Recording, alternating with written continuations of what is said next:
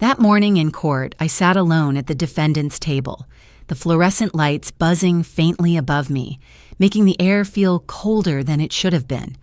My hands trembled slightly, but I hid them in my lap, pressing them together until my knuckles turned white. Across the room, my own children sat with their attorney, whispering like conspirators planning a robbery. Except this robbery was not of money from a stranger. It was my mind, my dignity, my very existence as a sane woman. I could hear the words my daughter repeated to the lawyer. She forgets things all the time. She leaves the stove on. She's not safe anymore. Each sentence was a dagger. They were painting me as incompetent, as unstable, as if I were nothing more than a burden to be erased with a few legal papers. My daughter glanced at me, her eyes cold and unrecognizable. She leaned forward, whispering in a voice I still hear in my nightmares, "Mom, just sign the papers and this will all be over. It will be easier for everyone." Easier. The word echoed inside my head like a cruel joke. Easier for them, maybe. Easier for the man she married who looked at my house and saw only property to seize. Easier for the son who had stopped calling unless he needed money. But what about me? The woman who had sacrificed decades, who had worked until her back ached and her fingers bled, to give them everything. Was I now a disposable object to be stored away, labeled defective, unfit for use? The bailiff called the court to order, and the judge entered.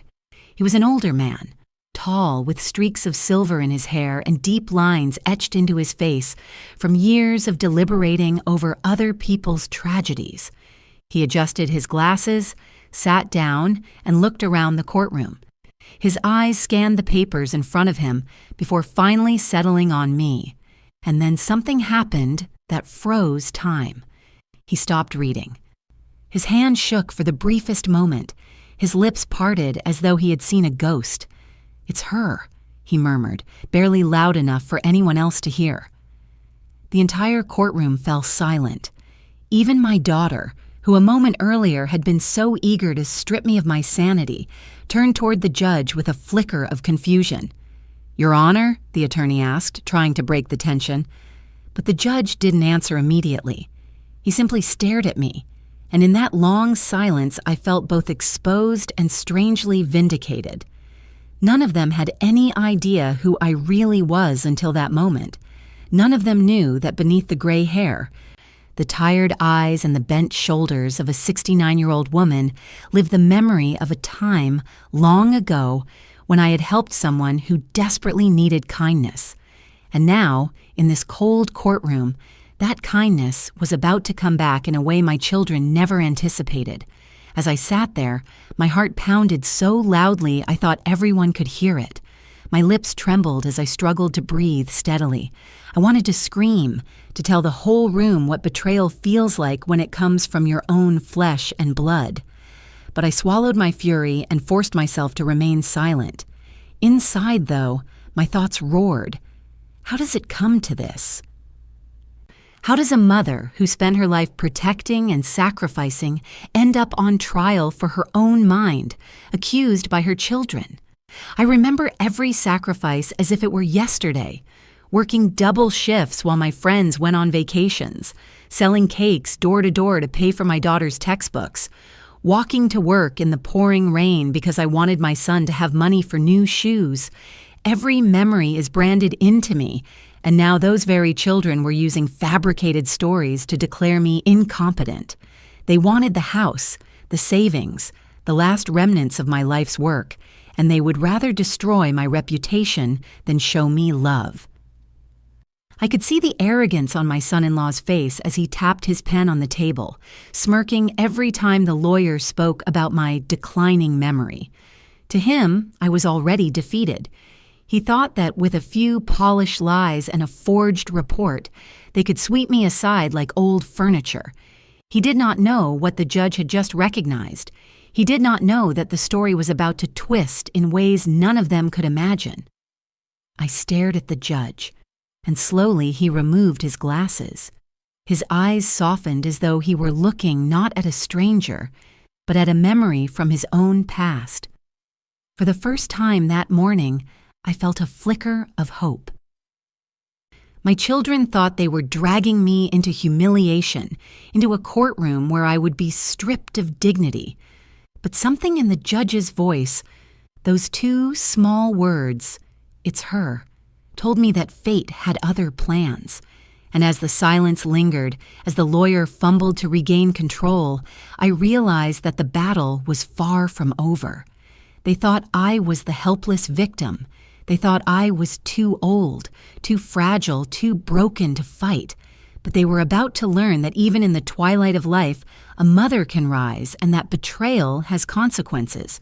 So I ask you, if you were sitting in that courtroom, watching your own children argue that you were insane just to steal your home, what would you do? Would you surrender, or would you fight with every ounce of strength left in your soul? I didn't know it then, but this trial would not only decide the fate of my house, my freedom, and my future. It would reveal who I really was, and it would force everyone in that room, including my children, to remember something they had long forgotten, the strength of the woman they had underestimated. The first sign that something was terribly wrong came weeks before that day in court, though I did not want to see it at the time.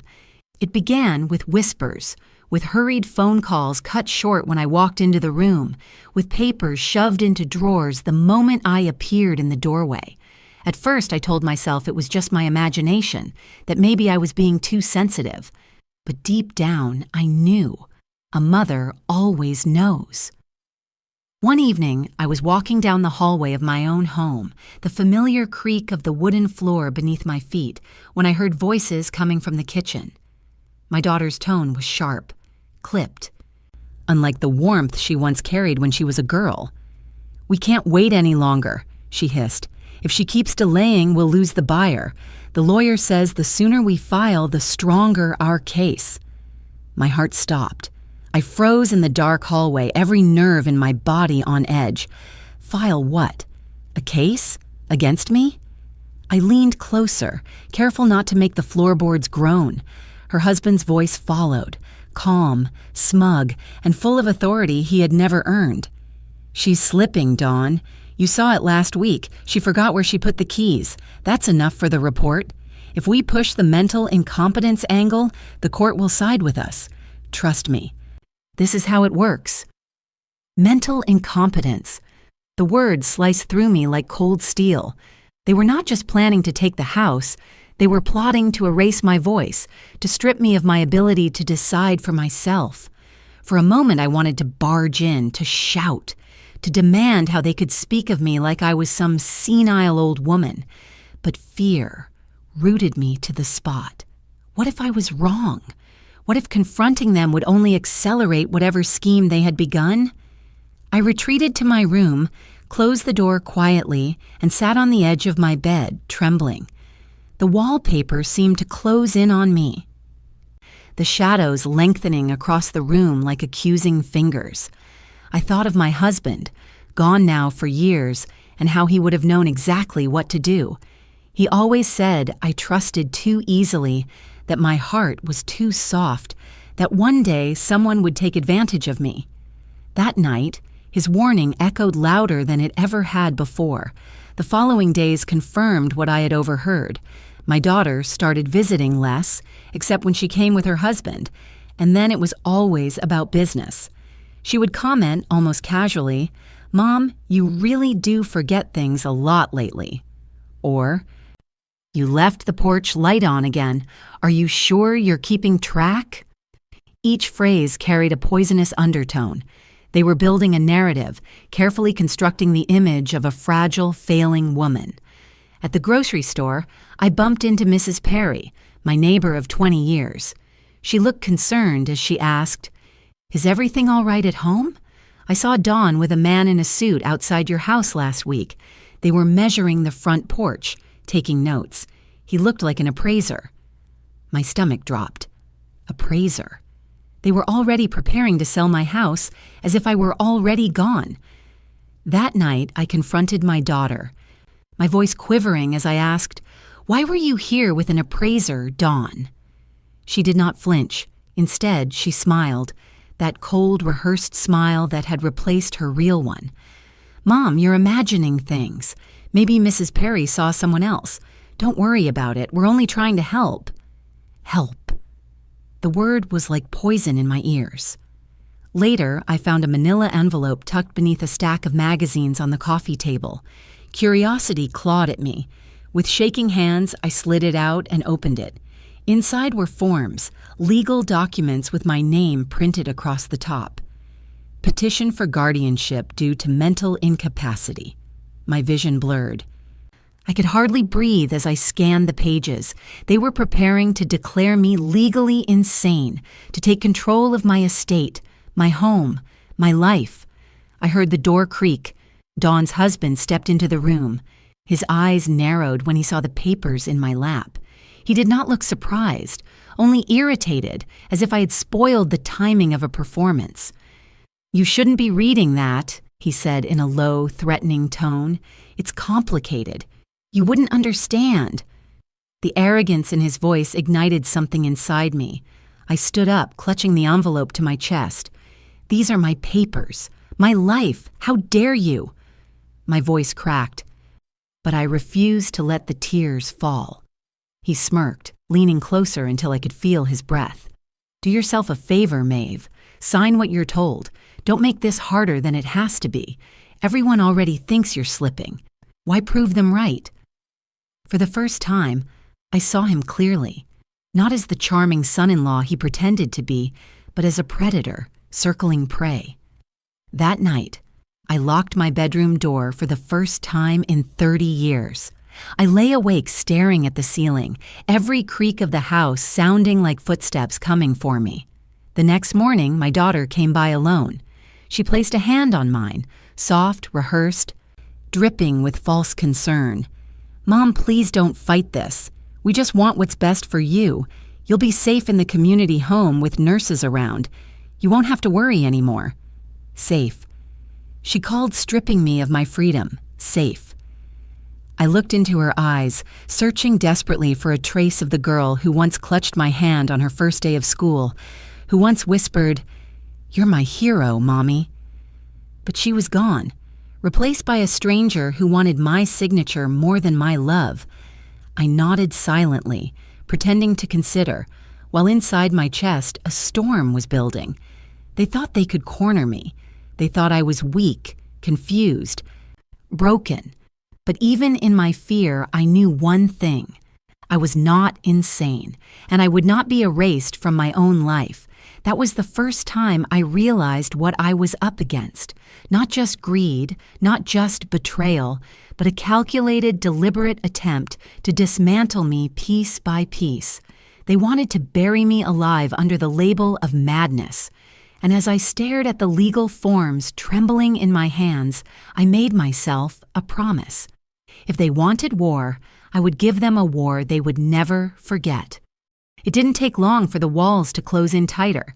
If the first signs had been whispers and hidden papers, the second wave came dressed in white coats and polite lies. It was a gray Tuesday afternoon when the doorbell rang. I wasn't expecting anyone, and for a moment my heart leapt, hoping it was perhaps an old friend dropping by, someone who could remind me that not everyone had turned against me. Instead, when I opened the door, there stood a man in a neatly pressed suit and a woman wearing a stethoscope around her neck. My daughter hovered just behind them, her expression carefully composed. "Mom, this is Dr. Harland," she said smoothly, as though rehearsed. "He just wants to do a quick wellness check. Nothing serious, just routine." Routine. The word dripped with false reassurance. I stepped back reluctantly, letting them into my home. The man smiled, but it was the kind of smile that never reached the eyes, the kind that said he had already decided who I was before speaking a single word to me. The so-called doctor asked me a series of questions. What year is it? What day is it? Can you spell the word world backward? I answered every question, my voice firm, my memory sharp. Yet with each answer, I noticed the flick of his pen across the clipboard, the way his eyes narrowed, searching not for truth but for weakness. When he asked me to recall 3 objects he had named earlier, I hesitated for just a breath, not because I had forgotten, but because my daughter's impatient stare made my mind stumble. Apple, clock, chair, I said finally. The doctor nodded, scribbling more notes, and I knew he would twist that hesitation into a mark of decline. After they left, I closed the door and leaned against it, trembling. This wasn't care. This was theater. They were building a case, brick by brick, painting me into the role of the confused, unstable mother and the doctor. He wasn't there to help me. He was there to sign away my freedom. 2 days later, my neighbor Mrs. Perry came knocking. She's the kind of woman who notices everything from her porch: who comes, who goes, what time, and why. She looked nervous, her eyes darting down the hall to make sure no one was listening. "Maeve, I don't want to alarm you, but I overheard something yesterday," she whispered. "Your daughter and her husband were speaking with that same doctor in the driveway. He said the report was almost ready, that the language would be sufficiently persuasive for court." My knees nearly buckled. Sufficiently persuasive. Not accurate, not truthful, but persuasive. They were writing fiction, dressing it up as medicine and preparing to hand it to a judge as if it were gospel. That night, I couldn't sleep. I sat by the window, the moon casting pale light across the room, and I thought about how far they were willing to go. Not only were they willing to betray me, but they were willing to destroy the very foundation of who I was, my mind, my sanity. The thought gnawed at me like a rat in the walls. The next morning, the phone rang. It was Mrs. Perry again, her voice shaky. "I shouldn't even be telling you this, but I think you deserve to know. I heard them talking about how you've been wandering at night, that you leave the door unlocked, that you've started calling people by the wrong names. Maeve, they're making up stories about you." I pressed the receiver against my chest and let the silence stretch. Lies. They weren't satisfied with twisting my words in front of a doctor. They were rewriting my life. Suddenly, every small act, every forgotten grocery item, every flickering light bulb became evidence against me. When my daughter came by later that week, she carried brochures in her handbag. She spread them across my kitchen table like playing cards. "Look, Mom, these communities are beautiful. They have gardens, pools, nurses, even bingo nights. You won't be lonely. Don't you want that?" I stared at the glossy pictures, smiling gray-haired people, staged laughter, staged joy. To my daughter, these brochures were solutions. To me, they were cages, padded with false comfort. "I don't need bingo," I said flatly. "I need my home." Her smile faltered. "Mom, please, you're being difficult. Everyone agrees this is best." "Everyone?" I asked quietly. "Or just you and him?" Her cheeks flushed, but she said nothing. She gathered the brochures, shoved them back into her bag, and left without another word. Days later, I received an official-looking envelope in the mail. Inside was a notice for a court hearing, petition for guardianship. The date was circled in red ink. My stomach dropped, and for the first time in my life, I felt like a prisoner in my own home, counting down the days until my execution. I began to notice other changes, too. Friends who used to stop by no longer called. Church members avoided my eyes. Even the cashier at the local store looked at me differently, as though some invisible rumor had already branded me unstable. My daughter and her husband were not just isolating me at home, they were isolating me from the world. One evening, I overheard a conversation through the thin walls when my son-in-law thought I was asleep. His voice was low, cruelly amused. "Once the court rules, we'll transfer the property. She won't even know. She'll be too busy playing checkers in some facility. And the best part? She'll thank us for it." Thank them. The arrogance was suffocating. They were turning my life into a stage play with me as the villain in my own story. And the worst part was how convincing they were becoming.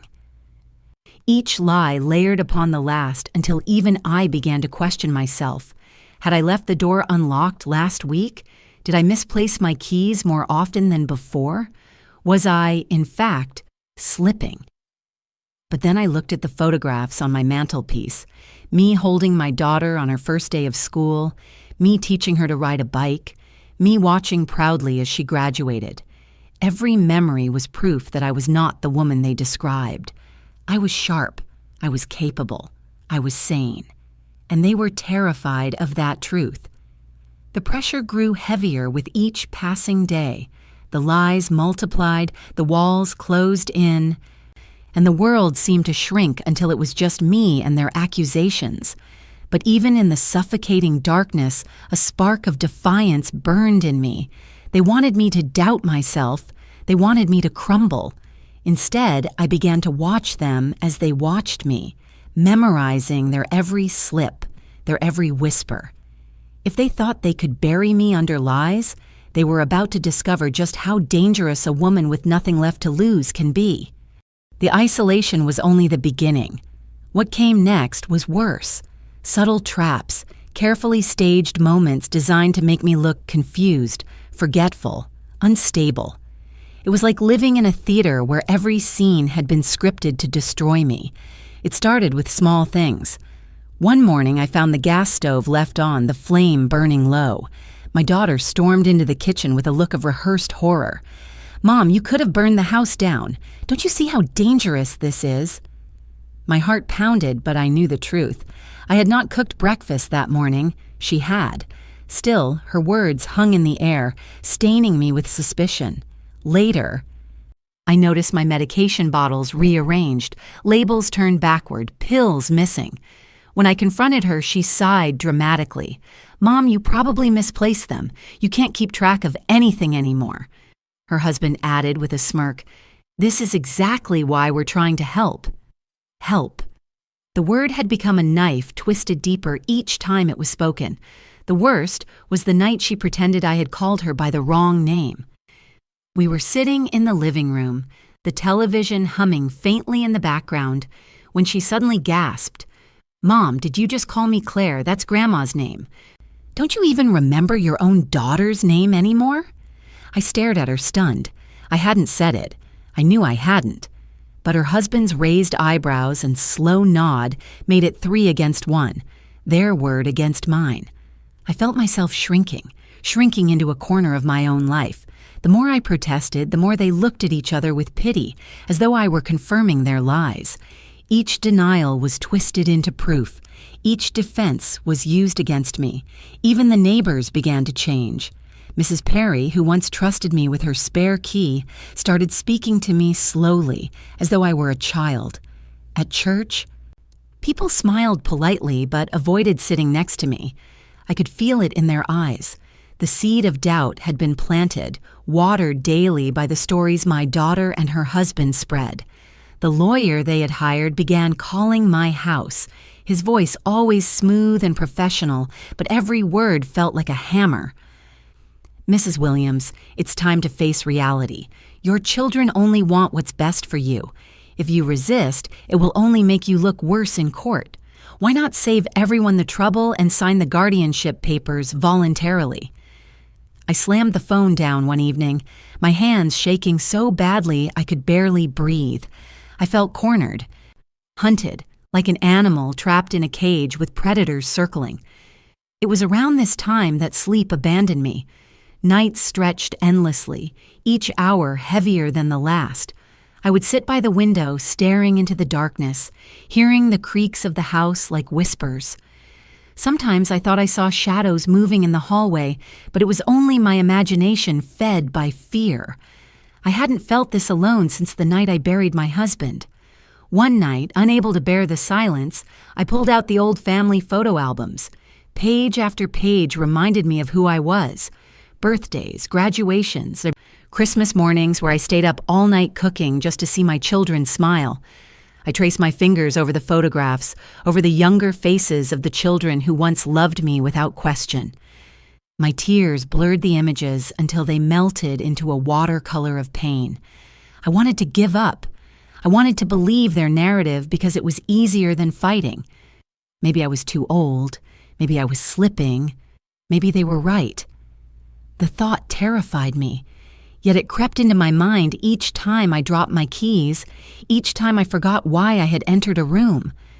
But then I remembered the night my husband held my hands, weak from illness, and whispered, "Don't let anyone take away who you are, Maeve. Promise me you'll fight." That promise burned inside me like a faint ember refusing to die. Still, the weight grew heavier. They had started locking away my mail, telling me it was too confusing. I overheard my daughter telling the lawyer, "She barely understands what's happening anymore. We need to accelerate this before she changes her mind." Each word was a nail in my coffin. The breaking point came one stormy evening. Rain lashed against the windows as thunder rattled the old walls. My daughter stood in the kitchen with her husband, their voices raised. "She's resisting too much," he snapped. "If she won't sign, we'll force it through court. The doctor's report is airtight. We'll say she's a danger to herself." A danger to myself. I stood in the hallway unseen, my heart hammering so loudly I thought it might shatter. I wanted to scream, to burst in and demand answers, but instead I sank to the floor, clutching the wall for support. I felt my chest tighten, my breath coming in shallow gasps. For a moment I thought my heart would give out. When the storm passed, I lay in bed staring at the ceiling, numb. I realized they had stripped me of everything but one thing, the truth inside me. And if I didn't hold on to that, I would lose even myself. The following morning, my daughter came to my room carrying another stack of papers. Her face was soft, her voice almost tender. "Mom, I hate seeing you like this. Just sign these and it will all be over. You'll have nurses to take care of you. You won't have to worry anymore." I looked at the papers. My hand hovered above the pen for a moment. For the first time, I considered it. Maybe surrender was easier. Maybe disappearing quietly into the shadow of a nursing home was the only way to stop the pain. But then my eyes fell on a framed photograph sitting on my nightstand, me and my husband on our wedding day, smiling as if the world belonged to us. His words echoed in my mind, "Don't let anyone take away who you are." Slowly, I pushed the pen back across the table. My daughter's expression hardened instantly. The mask of concern vanished, replaced by cold fury. "Fine," she spat. "Have it your way, but don't say we didn't try to help." She stormed out, the papers crumpled in her grip. Alone in the silence, I realized I had just crossed a line.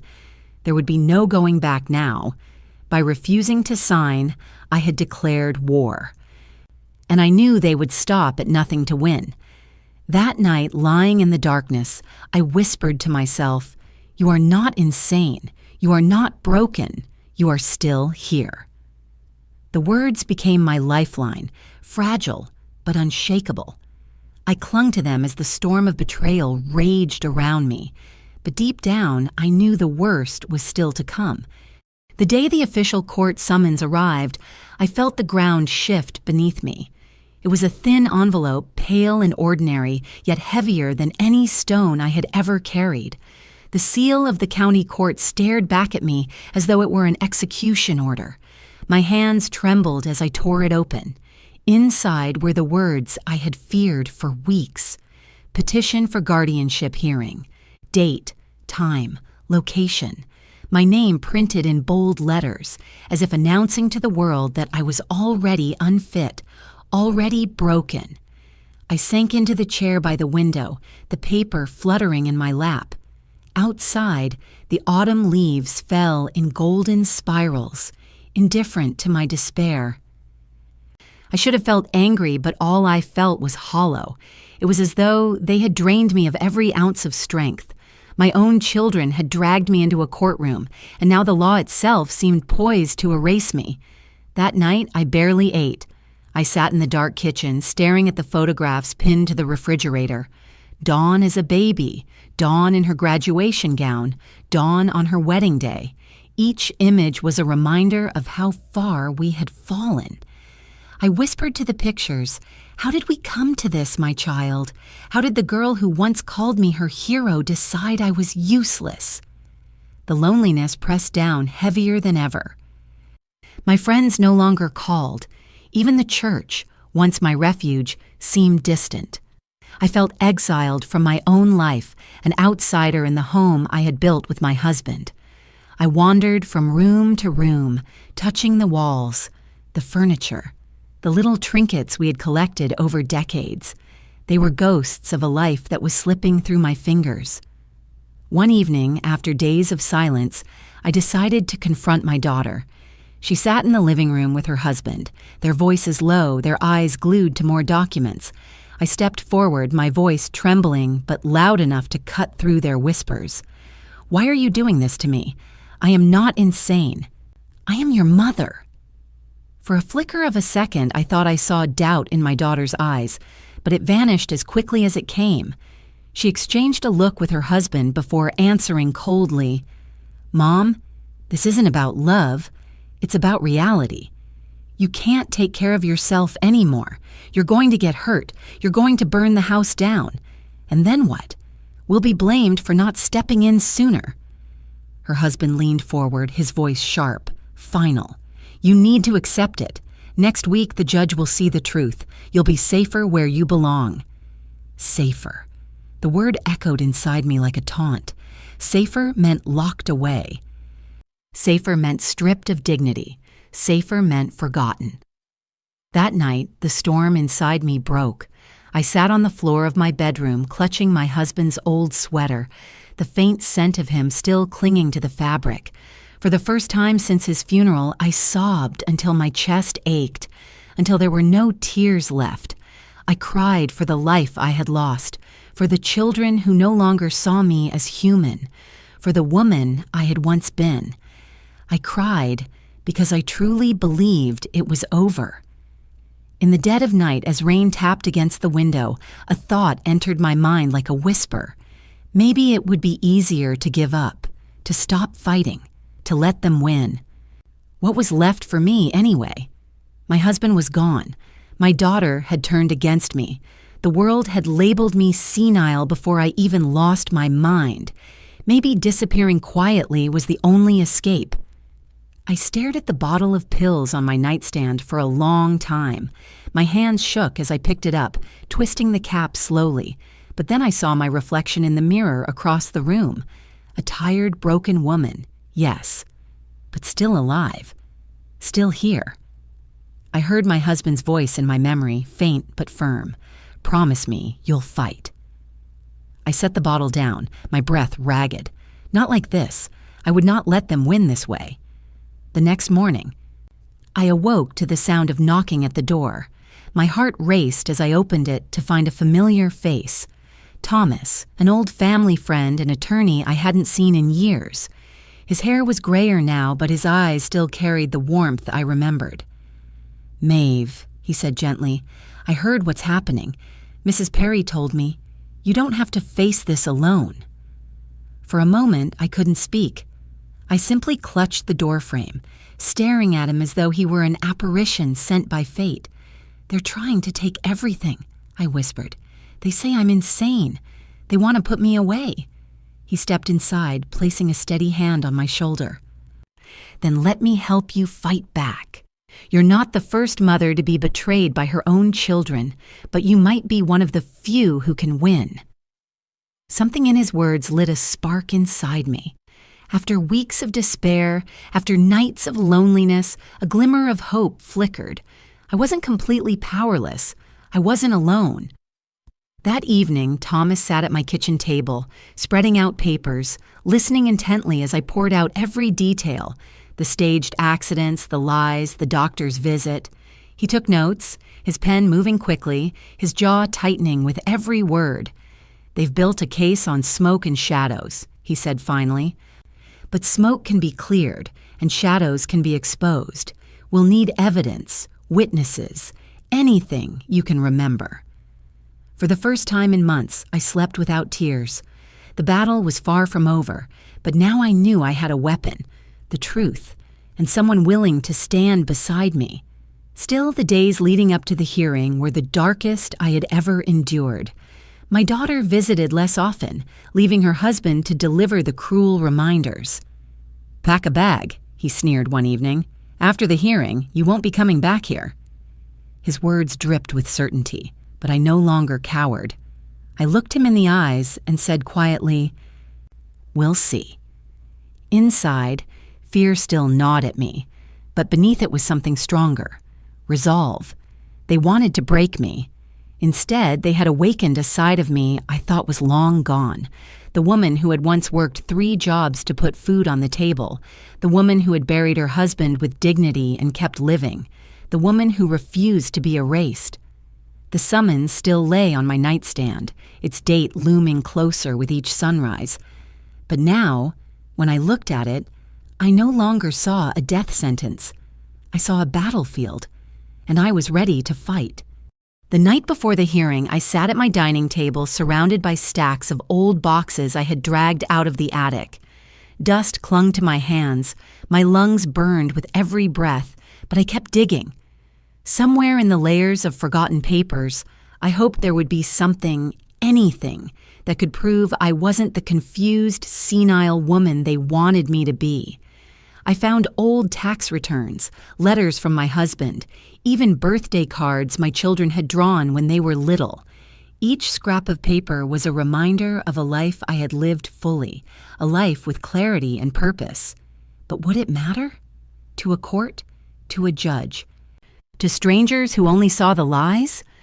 At the bottom of one box, I found a small leather folder with my initials stamped faintly on the corner. My heart jolted. I didn't remember ever seeing it before. I opened it, and inside were certificates, commendations, and letters of appreciation, documents from 30 years ago when I had worked as a secretary in the family court. Memories I hadn't touched in decades came rushing back. The long hours typing briefs, the endless stacks of files, the nervous young law interns who always came to me for guidance. One letter in particular caught my eye. It was handwritten on cheap-lined paper, folded carefully. My eyes widened as I read. "Dear Mrs. Williams, thank you for your kindness during my internship. I was overwhelmed, doubted myself every day, and thought I would fail. But you told me I had what it takes, that I just needed to keep pushing. You even brought me coffee when I stayed late. No one else ever did that for me. I don't know if I'll ever become the lawyer I dream of being, but I'll never forget how you made me believe in myself. Sincerely, David Morales." The name hit me like a bolt of lightning. David Morales, the same man who was now the judge in my case. I clutched the letter with trembling hands, my pulse hammering in my ears. Fate, it seemed, had left me a weapon buried in the dust of my past. I closed my eyes and saw his young face again, the awkward, shy boy who had once stumbled through his first day in court. He had been mocked by other clerks, ignored by attorneys, treated like he didn't belong. But I had seen something in him, something worth protecting. And now, decades later, he held my future in his hands. Tears blurred my vision as I whispered to the empty room, "Maybe kindness does come back. Maybe this is how I fight." The next morning, I met Thomas, my old friend and attorney, at my kitchen table. I slid the letter across to him. He read it slowly, his eyes widening as he reached the signature. "Maeve, this changes everything. If Judge Morales remembers you, this isn't just about evidence. This is about credibility, about trust. We can use this." I shook my head, fear clawing at me. I don't want to manipulate him. I don't want pity. I want justice. Thomas leaned forward, his voice firm. "This isn't manipulation. It's truth. The same truth they've tried to bury. You were there for him when no one else was. If he remembers that, it proves you are not the woman they claim you are. It proves your character." For the first time, I felt something shift inside me. I was no longer just waiting to be crushed. I had a piece of the past that could stand beside me in court, a piece they couldn't twist into lies. Over the next few days, I prepared for battle. Thomas coached me on how to answer questions, how to stay calm when they accused me of things I hadn't done. We gathered witnesses, Mrs. Perry, who agreed to testify that she had seen my daughter conspiring with the so-called doctor, an old friend from church who promised to tell the court how I still volunteered, cooked, and remembered every detail of the recipes we shared. Piece by piece, the fortress of lies my children had built began to show cracks. But it wasn't just the evidence. Something inside me had changed. For weeks, I had been drowning in fear, shrinking under their accusations. Now, as I looked in the mirror each morning, I began to see the woman I used to be, strong, stubborn, unwilling to be erased. I straightened my shoulders, practiced my answers, and whispered to myself, "You are not broken. You are not insane. You are Maeve Williams, and you are still here." The night before the hearing, my daughter came to see me. She stood in the doorway of my bedroom, her face pale, her hands clutching a folder. "Mom," she said quietly, "please don't fight this. You'll only embarrass yourself. You'll only make it worse." I looked at her, really looked at her, the child I had once rocked to sleep, who now stood before me as a stranger. "The only thing I regret," I said softly, "is that you've forgotten who I am. Tomorrow, everyone will remember." She flinched, her eyes narrowing, but she said nothing more. She turned and walked away, her footsteps fading into the hall. That night, I couldn't sleep. I sat in the living room with the letter from David Morales in my lap, running my fingers over the faded ink. My husband's sweater lay across my shoulders, his voice echoing in my mind, "Promise me you'll fight." And for the first time, I whispered back, "I will." The morning of the hearing, I dressed carefully. A black suit I hadn't worn in years, polished shoes, the pearl earrings my husband had given me on our 20th anniversary. I tied my hair back neatly and applied a touch of lipstick, not for vanity, but as armor. If they wanted to see a frail old woman, they would be disappointed. When Thomas arrived to drive me to the courthouse, he stopped short at the door. "You look ready for war," he said with a small smile. "I am," I replied. As we pulled up to the courthouse steps, I saw my daughter and her husband standing outside with their lawyer. They looked smug, confident, certain of victory. But when my daughter's eyes met mine, I held her gaze with a calm she hadn't seen in weeks. I saw her falter, just for a moment, and it gave me strength. Inside, the courtroom buzzed with whispers. I felt every eye on me as I took my seat. My hands no longer trembled. I held the letter tucked safely in my bag, its presence a steady weight reminding me of who I was. When the bailiff called the court to order and Judge David Morales entered, I watched his face closely. His eyes scanned the room, landed on me, and for just a second, I saw recognition flicker. My heart steadied. This was it. This was the moment everything would change. I was no longer the victim they wanted me to be. I was no longer the broken woman they tried to erase. I had evidence, I had allies, and I had history on my side. The storm was coming, but I was ready to meet it head on.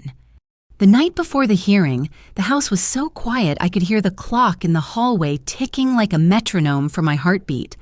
I sat at the kitchen table with a cup of tea that had gone cold hours earlier, staring at the folded letter from Judge Morales, my lifeline.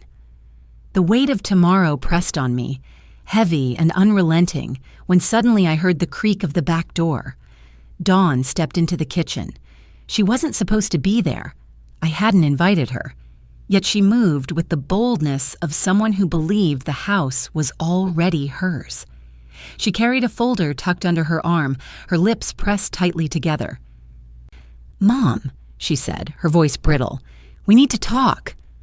I looked up slowly, forcing my hands to stay steady around the mug. "Talk about what?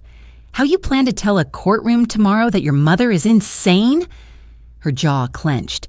She set the folder down on the table between us. "You don't understand. We're doing this for your own good.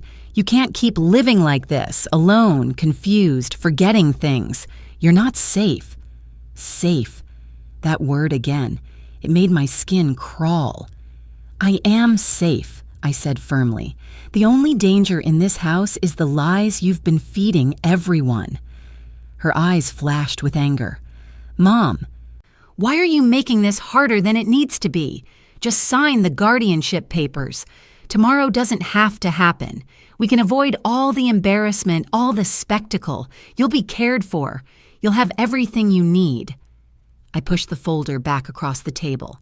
"The only thing I need is for my daughter to remember who I am. But maybe that girl is gone." For a moment, her mask slipped.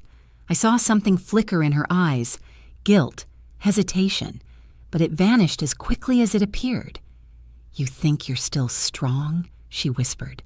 "You think you're still the woman who raised me, but you're not. You're fading.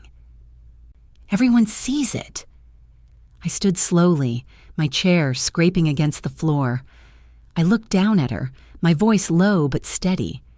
"Do you remember the night you broke your arm falling off your bike? Who sat with you in the emergency room until sunrise, singing softly so you wouldn't cry? Do you remember the nights I worked 3 jobs so you could go to college? Do you remember who taught you how to read, how to write, how to believe in yourself?" Her lips trembled. She looked away. "That was me," I continued, my chest tightening with every word. "The same woman standing here now. I have not faded. You are the one who's changed. You traded love for greed, memory for money, family for a house you didn't build. You want to call me insane? Then look in the mirror, Dawn. Tell me who really lost her mind." She slammed her hands on the table, her composure shattering. "Stop it. Stop making me feel guilty. Do you think I wanted this? Do you think I wanted to turn against you? Dave said it was the only way. He said you'd never agree, that you'd fight until the end, and then we'd lose everything." Her confession hung between us, raw and desperate. My chest ached, not just from betrayal, but from the small, fragile truth buried inside it. She was being pulled like a puppet by a man who wanted my house more than he wanted her soul. I leaned closer, lowering my voice until it was almost a whisper. "You're right. I will fight until the end, not because I want to hurt you, but because I refuse to disappear quietly. If you choose to stand with him, then you choose to stand against me. And tomorrow the whole world will see who we really are."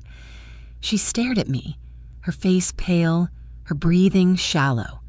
For the first time, I think she realized I wasn't the fragile old woman she thought she had cornered. For the first time, she saw the fire that had carried me through decades of sacrifice. "Mom," she said softly, her voice breaking, "please don't do this. Please. Just sign." I shook my head. I would rather die standing than live erased. "Tomorrow, Dawn, you'll learn what it means to underestimate me." Her eyes filled with tears, but she quickly wiped them away, hardening herself again.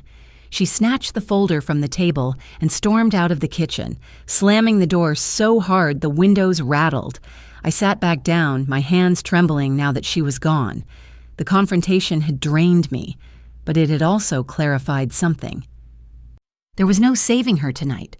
Tomorrow would be the battlefield, and there would be no middle ground. She had chosen her side, and I had chosen mine. I picked up the letter from Judge Morales once more, pressing it against my chest. My husband's voice echoed in my memory, steady and unyielding. "Promise me you'll fight." And I whispered into the silence, "I promise." The courtroom smelled faintly of polished wood and old paper, the kind of scent that clings to history and judgment alike. I walked in slowly, every step deliberate, my black suit pressed, my pearl earrings gleaming beneath the fluorescent lights. The bailiff announced my name and all eyes turned toward me. My daughter and her husband sat with their lawyer, smug smiles plastered on their faces, their folders thick with lies. I took my seat beside Thomas, who gave me a reassuring nod. My heart pounded like a drum in my chest, but I kept my face calm. If they wanted me to look fragile, I would give them steel instead. The hearing began with the lawyer's opening statement, His voice was smooth, rehearsed, dripping with false concern. "Your Honor, this is a painful case. My clients love their mother dearly, but her mental decline has become undeniable. She forgets names, leaves appliances on, mismanages her finances. They fear for her safety. This petition is not about greed, but about love and responsibility." Love. The word almost made me laugh. Love had nothing to do with it. But I kept silent, my fingers gripping the table until my knuckles whitened. He called his first witness, the doctor. The same man who had come to my home with his clipboard and cold eyes. He spoke with authority, declaring that in his professional opinion, I showed clear signs of cognitive decline consistent with early dementia. His words cut like knives, but I forced myself to remain still. Let them have their performance. Next came my daughter. She walked to the stand, her face carefully arranged in sorrow. "My mother has always been strong," she began, her voice trembling. "But lately, she's not the same. She forgets things. She gets confused. Last month, she left the stove on all night. I fear every day that something terrible will happen." I wanted to shout, to remind the court that she was the one who had staged that stove incident, but Thomas placed a steady hand on mine, silently urging me to wait. Her husband followed, speaking with the authority of a man who thought he had already won. "I love my mother-in-law," he lied smoothly, "but I can't ignore reality. She's unsafe. We're not asking for much, just the legal ability to protect her from herself." When they finished, the lawyer looked at me with false pity. "Your Honor, you can see this is not malicious. This is a family trying to do what's best." The judge, David Morales, adjusted his glasses, his expression unreadable. "Mrs. Williams, you may respond." I rose slowly, my legs trembling, but my voice, when it came, was steady. "Your Honor, what you've just heard are lies, spun from greed. I am not insane. I am not incompetent. I am a mother betrayed by her own children." The lawyer scoffed. "With respect, Mrs. Williams, denial is common in cases like yours." I ignored him. I reached into my bag and pulled out the letter, the one Judge Morales himself had written 30 years ago. I placed it on the table. "Your Honor, you know who I am. You knew me before these two were even adults." "Do you remember this?" For the first time all morning, the judge's composure faltered. He leaned forward, eyes widening as he took the letter in his hands. Silence filled the courtroom as he read. The ink faded, but the words still clear. When he looked up at me, recognition shone in his eyes. "It's you," he whispered. "You're the one who helped me when I was an intern." Gasps rippled through the room. My daughter's face drained of color. Her husband's jaw tightened. I stood taller, my voice ringing out with a strength I hadn't felt in months. I am the same woman I was then, the woman who worked, who sacrificed, who raised these children alone after my husband died. I am not the fragile caricature they've painted. I remember every detail of my life, including every betrayal committed against me in this very room. Thomas rose and began calling witnesses. Mrs. Perry testified that she had overheard my daughter conspiring with the doctor in the driveway. Another friend from church confirmed that I still cooked elaborate meals, remembered recipes, volunteered weekly. Piece by piece, their lies unraveled. The lawyer tried to object, his voice rising in desperation, but the damage was done. The truth was spilling into the room like sunlight breaking through storm clouds. Finally, the judge raised his hand. "Enough," he said, his voice firm. He looked directly at my daughter and her husband. "I have heard enough." He turned back to me, his eyes softening. "Mrs. Williams, I remember you. You were the one who told me I could succeed when everyone else dismissed me. You were the one who treated me with dignity. And today I see the same woman standing here. You are not incompetent. You are not insane. You are the victim of a cruel attempt to steal what you have earned."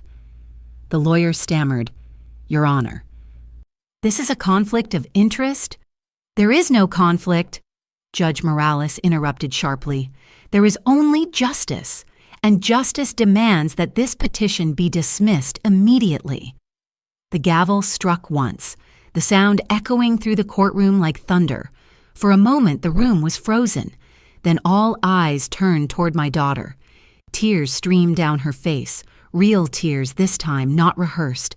She whispered, "Mom, I didn't mean..."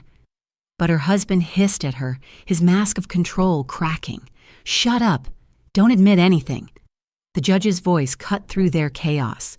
Furthermore, this court finds that Mr. and Mrs. T. Foster acted in bad faith. Their attempt to declare Mrs. Williams incompetent was based on fabricated evidence. I am referring this matter for further investigation. There may be consequences for this kind of deceit. The blood drained from my son-in-law's face. He grabbed his papers, his confidence shattered. My daughter collapsed onto the bench, sobbing into her hands. I stood there, my heart pounding, my eyes fixed on the man who had once been a frightened intern and was now the judge who had saved me. "Thank you," I whispered. He shook his head. "No, Mrs. Williams, thank you. You reminded me why I became a judge in the first place." As I left the courtroom, people stepped aside, whispering, their faces filled with awe. I walked with my head high, my dignity restored. The storm had broken, and I had survived. The verdict had barely left the judge's lips before the whispers began to ripple through the courtroom. By the time I stepped into the hallway, those whispers had become a storm. Reporters who had come expecting a quiet guardianship hearing now scrambled to capture every detail, their pens scratching, their cameras flashing. What had been a private betrayal was now a public scandal. Mrs. Perry, my loyal neighbor, hurried to my side, her cheeks flushed with triumph. "I told them you weren't crazy," she said loudly enough for everyone to hear. "I told them you were sharper than half this town. Now they all know the truth." Her voice carried. And I saw heads nodding, strangers murmuring their agreement. As we left the courthouse steps, a small crowd had gathered. Some were reporters, others just curious onlookers who had followed the drama. One young woman stepped forward nervously, her voice trembling. "Mrs. Williams, I work at the diner near your house. I heard things, ugly things your son-in-law used to say about you. I didn't know how to help. But today, you showed me what courage looks like." Her words nearly broke me. For months I had felt invisible, powerless, erased. Now, in the eyes of strangers, I saw something else. Respect. The scandal spread quickly. By the next morning, the local newspaper carried the headline, "Mother Vindicated in Court. Children Accused of Exploitation." The radio station replayed clips of the judge's ruling, marveling at the dramatic twist of recognition. The story spread beyond our town, a cautionary tale about greed and betrayal. At church the following Sunday, people who had once avoided me now approached with open arms. Mrs. Carter, who hadn't spoken to me in weeks, clasped my hands with tears in her eyes. "We were wrong to doubt you. Forgive us. We let their lies poison us, and we should have known better." I smiled faintly, though my heart was still raw. "The truth has a way of finding its voice," I told her, "even when people try to bury it." Witnesses began to emerge on their own. An old clerk from the courthouse sent me a letter, recalling how I had helped her when she was new and terrified. A retired attorney came forward saying he remembered me as the woman who kept the office running when no one else cared. Each testimony was another stone in the foundation of my restored dignity. Meanwhile, my daughter and her husband could not escape the fire. Their names filled the gossip columns, their reputations shredded in the very community they once tried to impress. Neighbors who once envied their expensive clothes now whispered about their greed. The invitations to social gatherings dried up. Friends avoided them. Even at the grocery store, people turned their backs.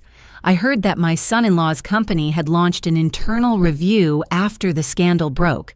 Clients didn't want to be associated with a man accused of exploiting his mother-in-law.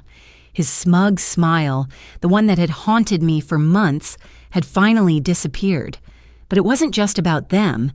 It was about the way truth spread like wildfire once the spark had been lit.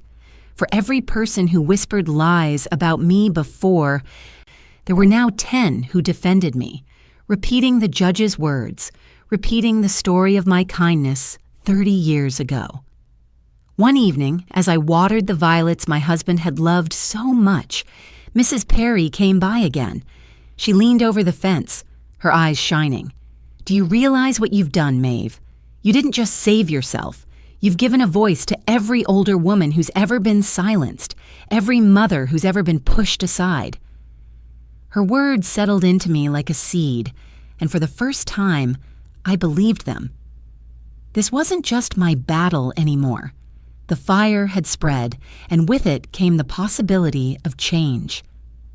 That night, I sat by the window with a candle burning softly, watching the shadows flicker on the wall. I thought about the judge, about the letter that had survived decades to return at the exact moment I needed it. I thought about the strangers who now saw me not as weak, but as strong. And I thought about my daughter, sitting in her own house with the weight of shame pressing down on her shoulders. The battle wasn't over.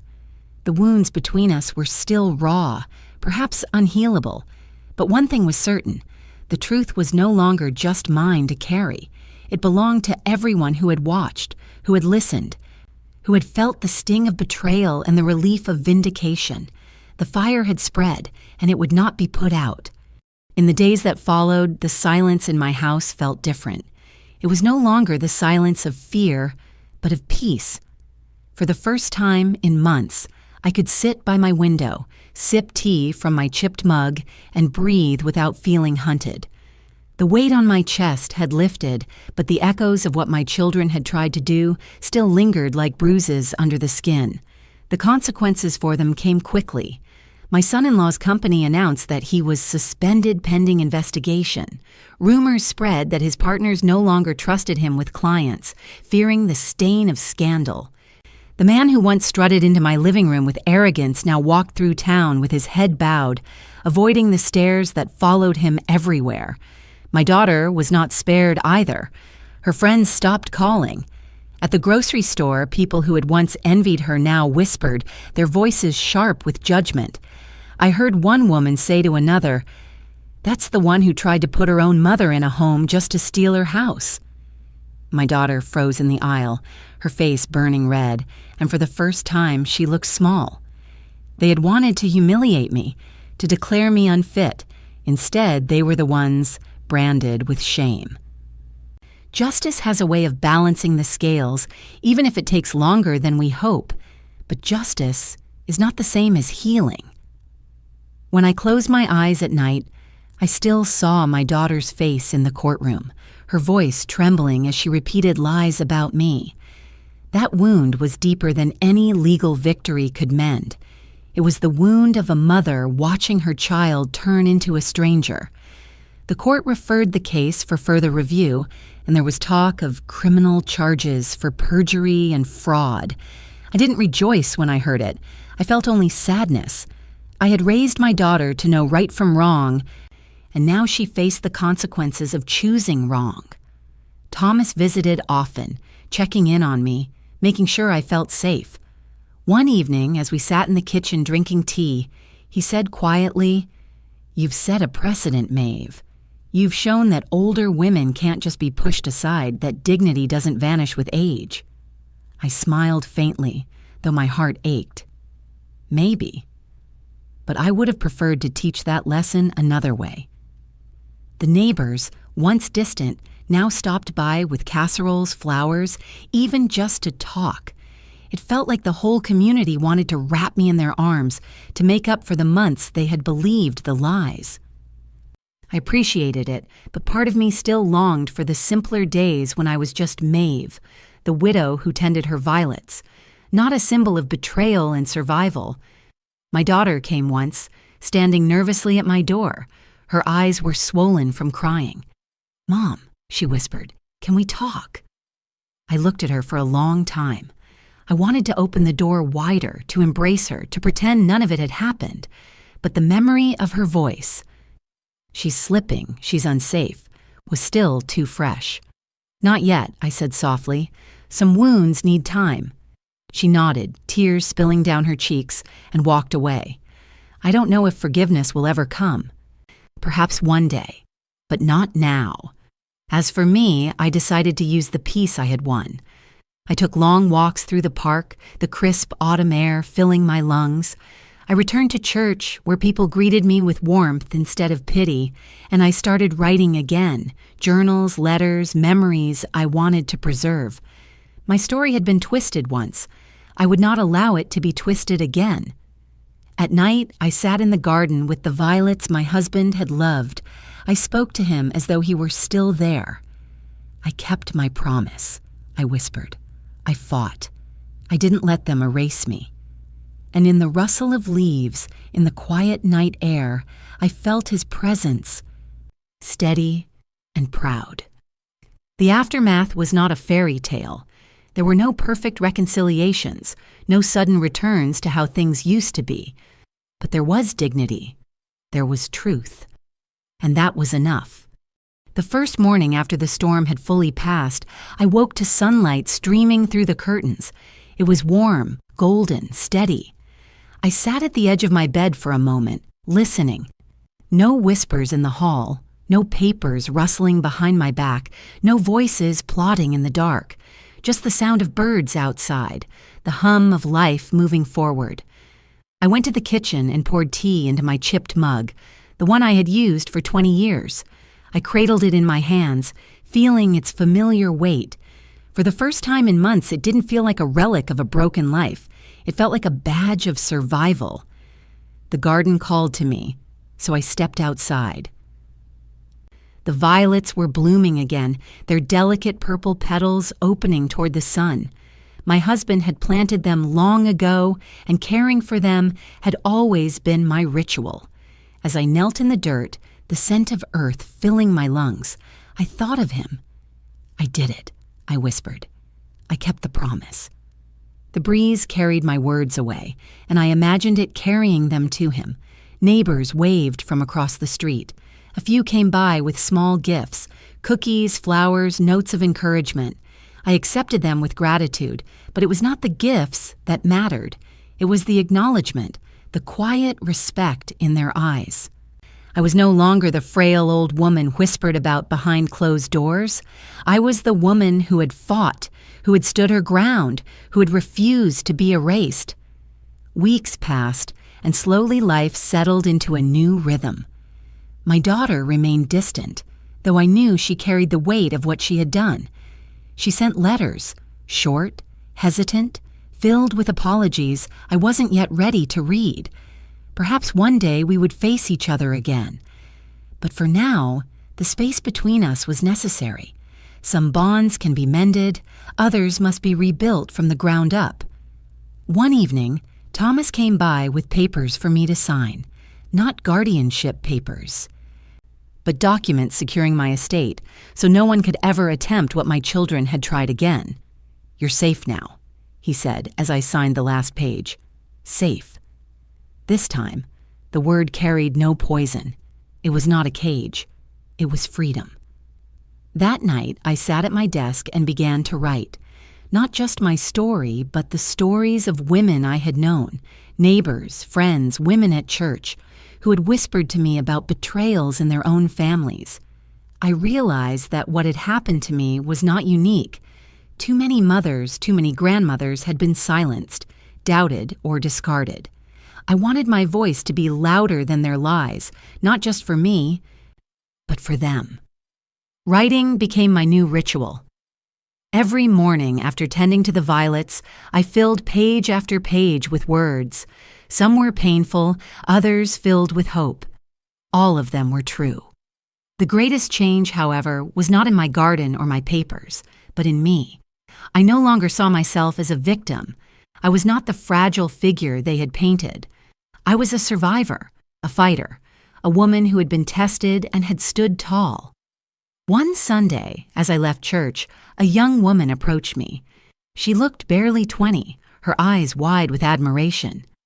"Mrs. Williams," she said shyly, "I read about your case. My brothers are trying to take my grandmother's house. She thinks she has no choice but to give in, but after hearing what you did, I think she'll fight, because of you." Her words filled me with something I hadn't felt in months: purpose. My battle hadn't been for nothing. My pain had been transformed into something greater, something that could light a path for others.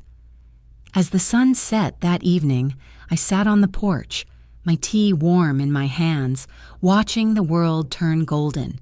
The house was quiet, but it no longer felt empty. It felt alive with memory, with history, with dignity reclaimed. I thought about the question that had haunted me for so long. How could my own children betray me? I still didn't have the answer. Perhaps I never would. But I had learned something more important. Betrayal does not define me.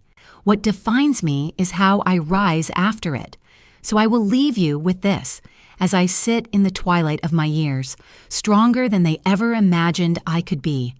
If someone tries to silence you, if someone tries to erase your worth, remember this: kindness always leaves a mark, and truth always finds its way back. Do not surrender. Do not let them decide who you are. Stand even when it feels impossible, because your dignity is worth every battle.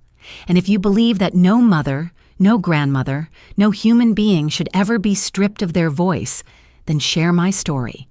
Leave your thoughts, your own experiences, your own scars. Let the world know that we are not invisible. We are here. We are strong. We are unbreakable.